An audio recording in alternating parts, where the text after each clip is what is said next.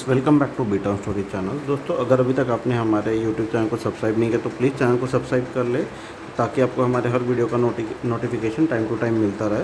तो दोस्तों, आज इस वीडियो में हम आपको अमेज़ॉन का Holi edition spin and win quiz के आंसर्स प्रोवाइड करेंगे। तो सबसे पहले आपको आपके अमेज़ॉन ऐप में लॉगिन करना है, देन सर्च सेक्शन में आपके फन जोन टाइप करना होगा, देन ये फन जोन बैनर पर क्लिक करें।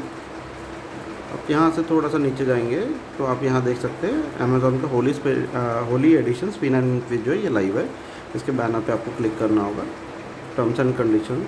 दोस्तों, ये क्विज़ जो है ये आप मार्च 29 तक खेल सकते हो। उसके बाद ये क्विज़ डिसेबल कर दी जाएगी, आप उसके बाद खेल नहीं सकते। और प्राइजेस यहाँ पे मल्टीपल प्राइजेस आप यहाँ देख सकते हैं। प्रो मिक्सर ग्राइंडर से लेके सेल्फी स्टिक, कुकवेयर, काफ़ी सारे मल्टीपल प्राइजेस है।